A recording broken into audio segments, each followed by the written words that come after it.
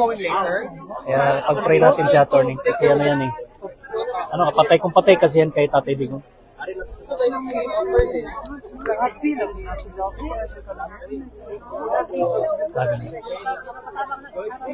but I'll come back later. I just need to have an appointment a little bit. Because we're going to have a meeting. No? Sarap ba na? Anong oras mga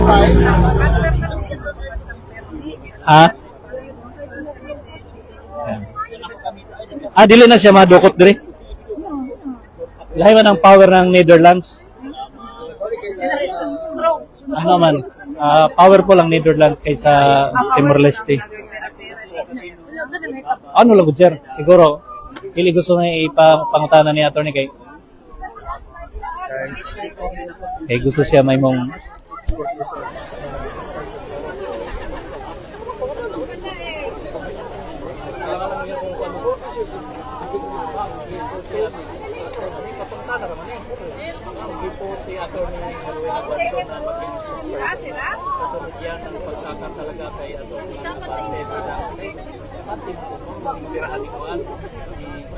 sige, kasabot ko. Kasabot ako sa bigay ko sa ko. Wala makuha ka lang mo ng kapalit. So, okay. Tana na connect. Ini comment po sa posibilidad na maging spokesman si Dr. Guapo.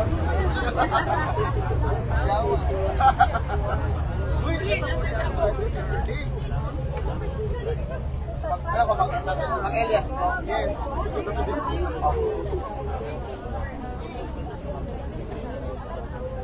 Kawan siya makamot ni kay Agli kayo.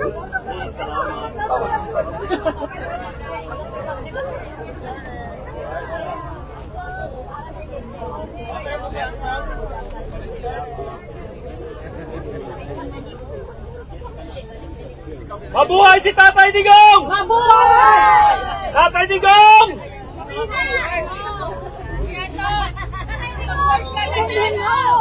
Sigaw ng taong bayan, Tatay Digong! Bring him home! Bring him home! Bring him home! Bring him home! Bring him home! Wala nang energy dyan ah.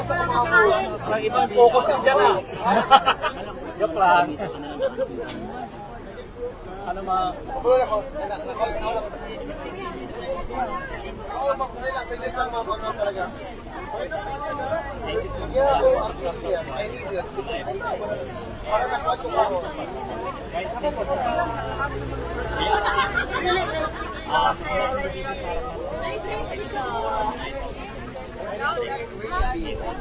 Sigurado ba? Magkita ginagmay siya. Thank you. So, hindi ko ako kita. Thank you po. Karon sa reception mo.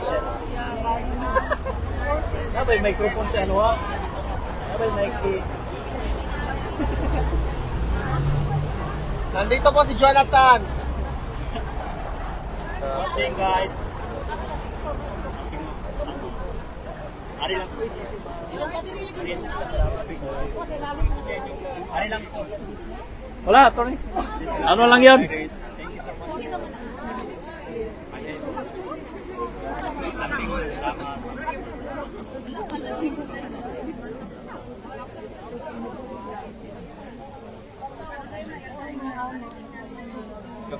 Ano, naka-on. I-live ko na attorney sa'yo? Live na natin. Ano, interview ka na muna namin? Interview ka muna naman, attorney. Interview ka na muna namin. Attorney, ano po masasabi ninyo na bumalik po si Vice President Sara Duterte dito? Araw-araw ako nandito, interview niyo pa. Ito po, unti-unting tumataba muli. Lahat na nawala ako sa hirap ng asylum seeker, bumabalik po dahil araw-araw dami pagkain ng mga dumarating dito. Blue. Yung ano okay ba, yung comment mo, attorney, na pinapaprolong nila yung impeachment proceeding until 11th of June. Yung mga ganon. What's your expert opinion about that? Masyadong malapit kay VP Sara kung if I were to answer now. Awkward for her to answer that. Wag na lang. Kasi hindi naman siya nagde-decide eh. Diba? No, as as an international, as an ICC accredited lawyer. Hindi ko mabasa anong ibig sabihin nun. Hindi ko talaga mabasa. It can go either way, di ba? It can go either way na antayin niya hanggang 12 tapos ipapaki-carry over niya sa 20th or i-dismiss. So it can go either way. So pero obviously ang gusto nila meron silang gagawing last minute and we What's don't the know. worst scenario there? Edi tuloy. Attorney, may idea ka ba sa pagkikita ni Senator Amy at si Attorney Kaufman kahapon? Nag-lunch kami kanina, wala naman. Meet and greet lang. Daw. Duterte!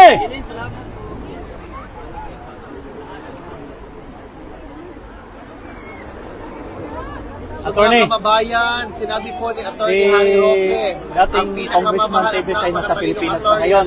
Nasa Pilipinas na si Tevez.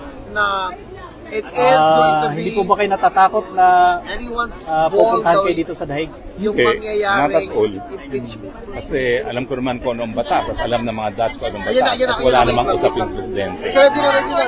Ilive po na, ilive po na, ilive So mga kapartners, nandito na po, Guys, manahimik parating na na po po tayo! si Vice President Sara Duterte Manahimik po tayo, kasama ang guys! kanyang ina na si Pwede po bang manahimik muna tayo? Madam Parating na Elizabeth po. Zimmerman, mga kapartners.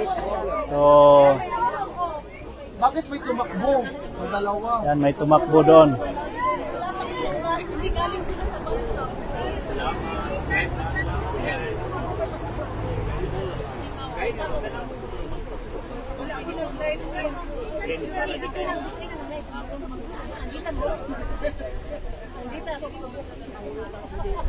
Okay tayo sa live?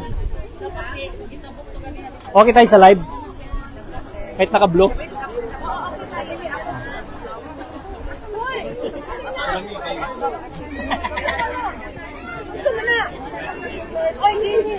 Guys, wag po tayong sumigaw ha.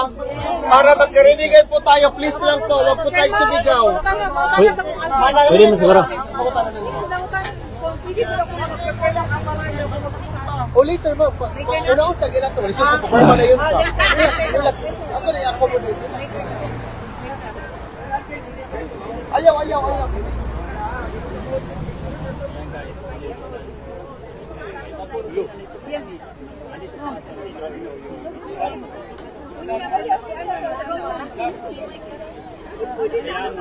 So mga partners, tumawid na po ng stoplight ang ating Vice President Sara Duterte.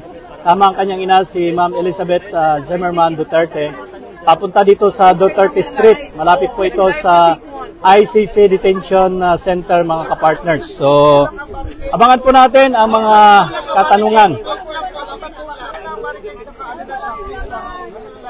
Dapat mayroong ano dito, sir? Walang guard dito. Bumanta.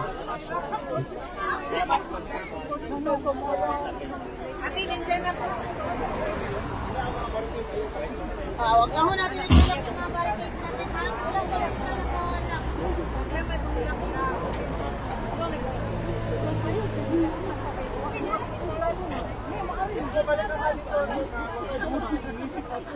Casey, ba't tayo nandito sa Maimbat, ha? Kami yung nag-snap sa karanya ito. Ay, nasa ati pati mo dito. Lapitan mo, Day. Lapitan mo. Diba, sa video.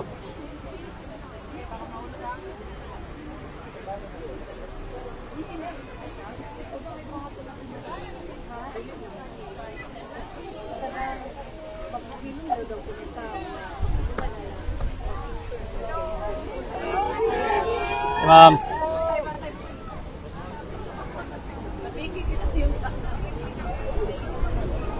Picture, Day.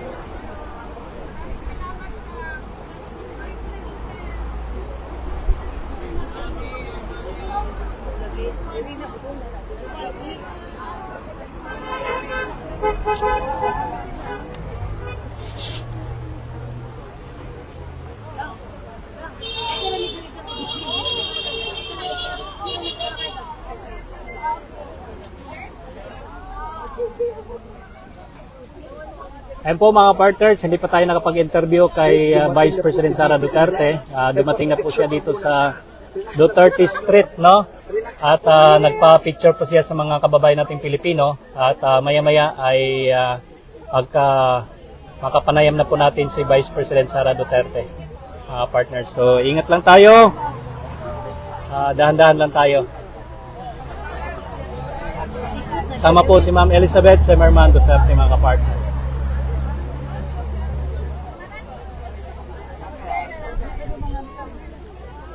Yan, selfie muna. Selfie muna tayo, mga partners, no? Hindi siya mo aging, hindi siya mo aging. Interview mo naman siya. Yan lang. Oh.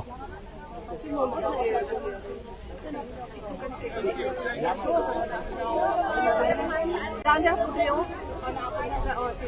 Matagal na kanako. Dito yun, alam niyo yan, ma'am.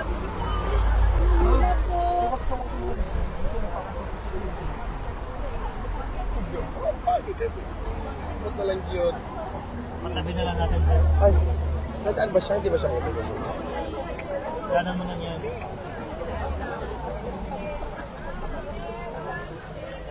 So, selfie muna tayo, mga kapartners, kasama ang ating Vice President Sara Duterte. Purag mula ko, nadali siya ba after? Bila po. Oo. Purag. Pili po di mo singgit, sir.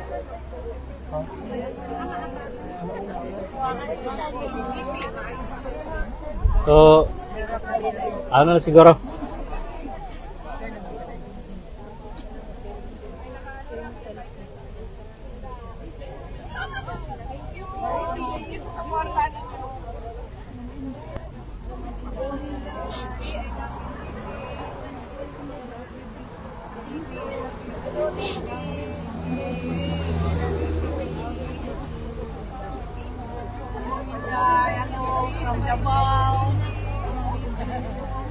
Yan po, kasama natin ang ating mahal na Vice President Sara Duterte dito sa Duterte Street, mga partners. At bumisita po siya sa ating mahal na dating Pangulong Rodrigo Roa Duterte, kasama ang kanyang ina na si Ma'am Elizabeth Zimmerman. So hintayin po natin, pagkatapos nito ay magkaroon po tayo ng interview sa ating pong Vice President Sara Duterte.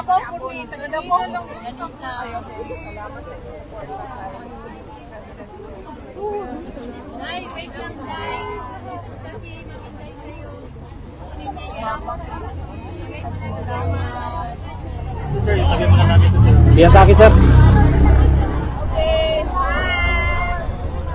Kanino to?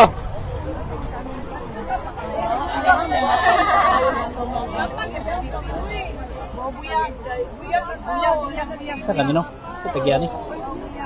Balik na natin mga natin. Labay na ito. Joke lang. Isan, sir? Ambot. Not sure.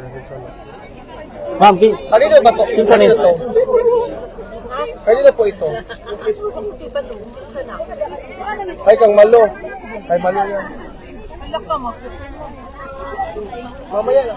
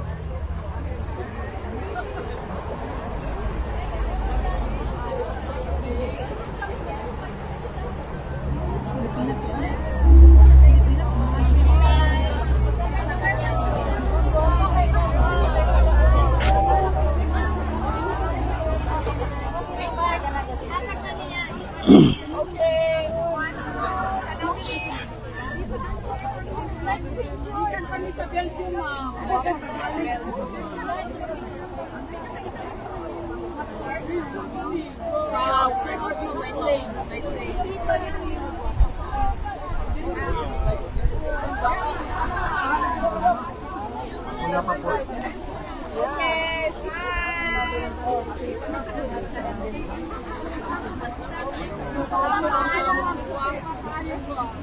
Yes, Buyag.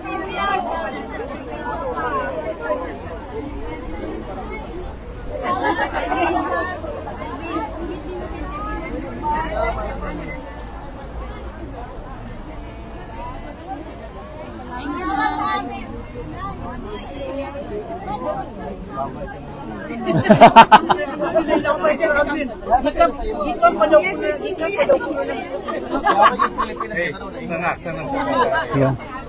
Oo. Sana. Dito sir, camera. Dito. Ah, yun ang background sa ano? Dito nakaharap. Oo.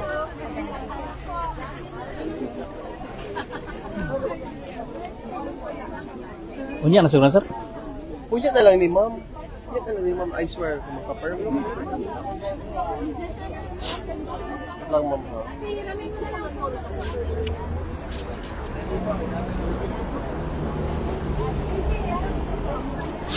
Ma'am, aman J. Tingnan si pangutana, ba?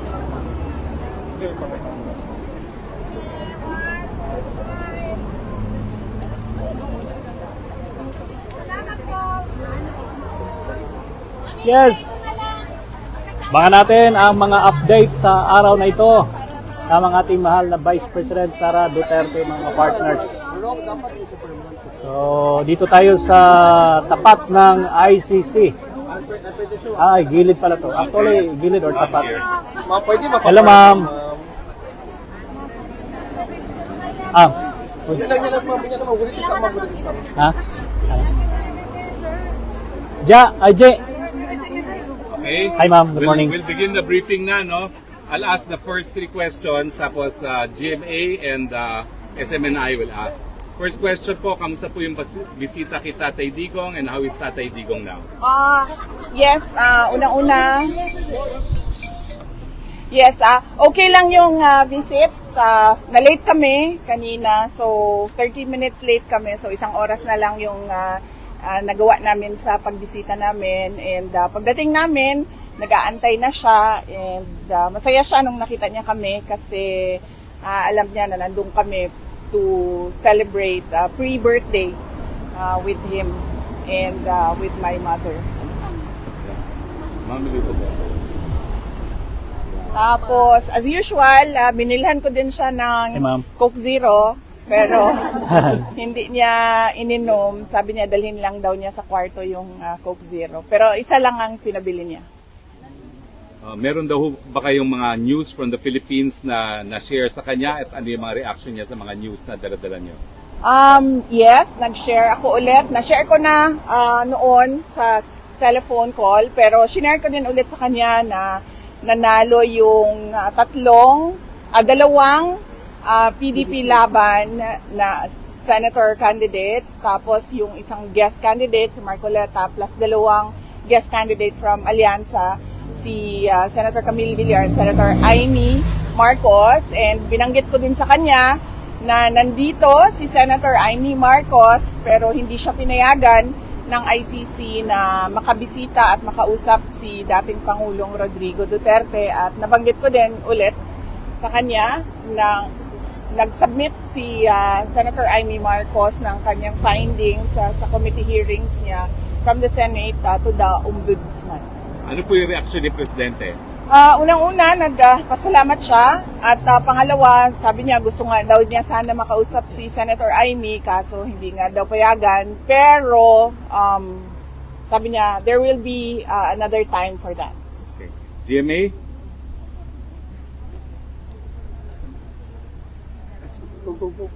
VP, bukod po dyan, 88% po ng respondents sa SWS survey ang nagsabing mahalagang harapin ninyo ang impeachment at sagutin ang mga alegasyon.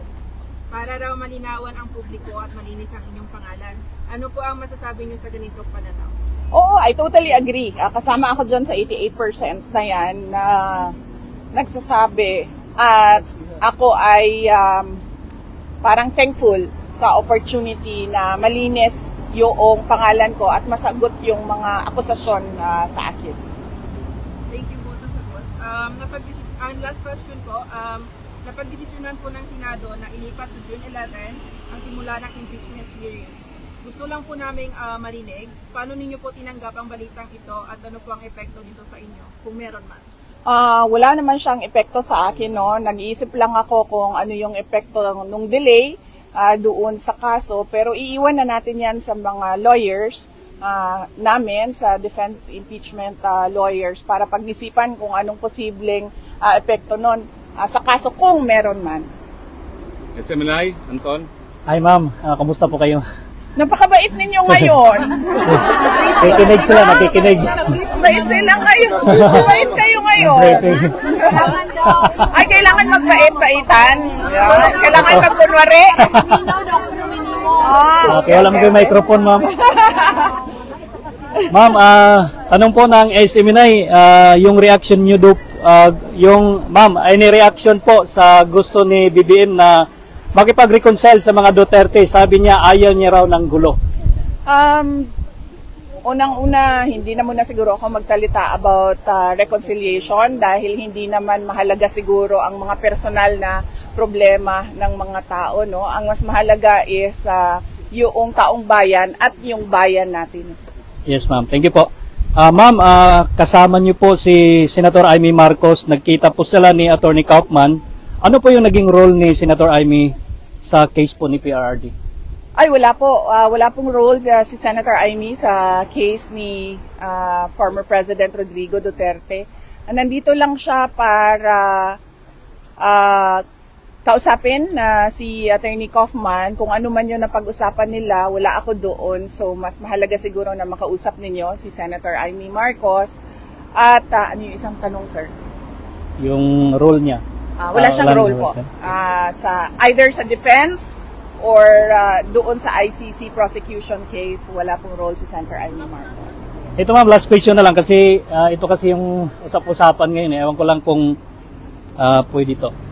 Kasi game po si Attorney Rowena Ganson na maging spokesperson mo. Kasunod yan ng pagkatalaga kay Attorney Abante bilang tagapagsalita sa ng House. While sa Malacanang, nandyan naman si Attorney Claire.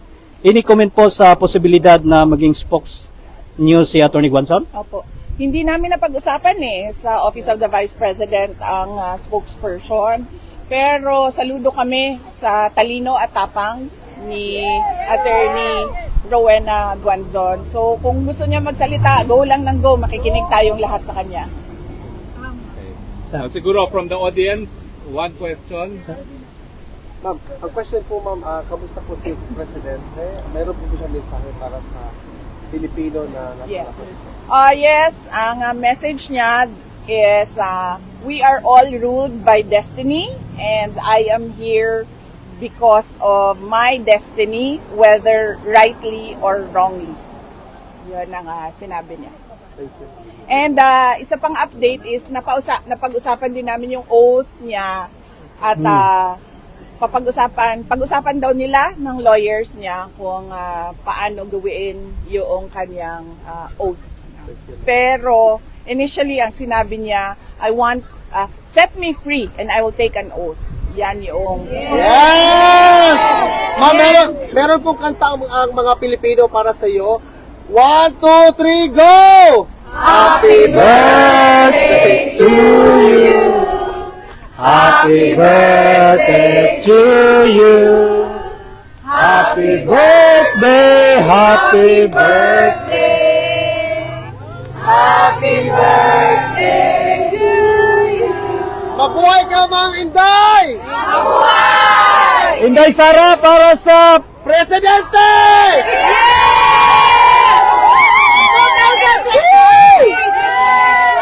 Mabuhay ka, Ma'am. mabait sila. Mabait talaga kayo. Ma'am, last reaction. Akin ang sobrang formal kayo ngayon. Na-briefing naman. One question, ano tingin niyo sa bagong Duterte Street from Duterte Park and Duterte Forest? What do you think of the Duterte Street? Well, unang-una, mas okay dito dahil merong may shade, no? So, importante sa amin ni Alvin ang aming cuties. Dahil unang-una, mataas ang incidence ng skin cancer at pangalawa, mahirap na magdagdagan ang mga melasma natin. So, okay siya. At mas palagay ko lang, maganda din siya dahil nakikita siya ng mga dumadaan na mga sasakyan. So, meron tayong increased awareness. Kasi doon, konti lang ang dumadaan na sasakyan at hindi nakikita by the street yung ginagawa. At marami pang pwedeng gawin, posibleng gawin na dito dahil mas malaki yung area. Ma'am, pwede ba additional, ma'am? Kasi naghihintay po ang taong bayan kung kailan daw makakawi si PRRD. Actually, lahat tayo, no, nag-aantay kung kailan makauwi si President Duterte. At yun yung tinatrabaho ng kanyang mga lawyers na sana ay mangyari at the soonest possible time dahil kaming mga tiga Davao City ay kailangan namin ang mayor namin. Yes, Ma'am, welcome back. We love you. Thank you. I'm happy to be back with all of you. Dahil lahat naman tayo dito ay nagpapakita ng suporta kay dating Pangulong Rodrigo Duterte. Kaya masaya ako na makasama kayo ulit. Although hindi natin gusto na pabalik-balik tayo dito sa The Hague, Netherlands dahil malungkot ang dahilan kung bakit tayo nandito lahat. It's true. Pero masaya din ako dahil nakikita ko yung bayanihan ng Filipinos at yung pagkakaisa natin sa kagustuhan natin na ibalik si Duterte at ibalik ang tunay na pagbabago. Yes. Ma'am, mabuhay ka, ma'am. Thank you. And lahat kayo ay invited bukas sa ating rally, ICC, Send Duterte Home. 9 a.m. to 12 noon sa Land Van Regan. Sige, kayo na magsabi. Mahirap siya i-pronounce. Doon tayo. Mami, pwede pa. Ma'am, paperma daw. Pwede sa akong anak. Talaga yun ang para sa iya. Akong anak, nihimo dyan na Ma'am BP. Fresh good yapon ka, VP. Always and forever. Nagpalit pa akong sera dito mo ni mo. Ma'am, thank you so much for giving us hope, really. Dapat magkuana lang ka. Endorsement mo. Endorse na Eh, yung Mag-model ka sa visa. Nanong gwapa si Ma'am BP na ang original o. Lagyan ko na. Nadaring original kay. Correct. Welcome back, Ma'am Elizabeth. Dili na ta matingala anong gwapa si Vice President Sara Duterte. Nadaring original o. Usually ba sa kanagani Meron pa po, sa detector taking sa pa. Meron pa. mother-daughter, di ba, lagi mas maganda yung anak kaysa nanay. Pero sa aking kaso hindi, mas maganda yung nanay. Yes! Sabi ni Mayor, sabi niya, mas liwat. What is liwat in? Kamukha. Kahawig. Siya sa papa niya. Sabi niya, pati ugali.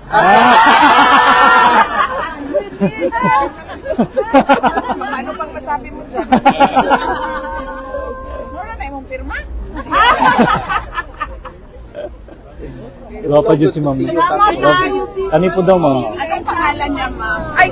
Hatag niya sa ako, Thank you. Ano pangalan niya, Ma'am? Pangalan daw, Ella. Maraming salamat. Salamat sa iyo.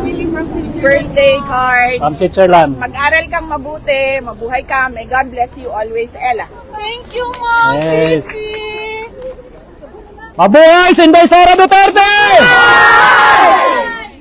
Mabuhay ang ating future president! Mabuhay! Mabuhay si Tatay Digong! Mabuhay! Tatay Digong!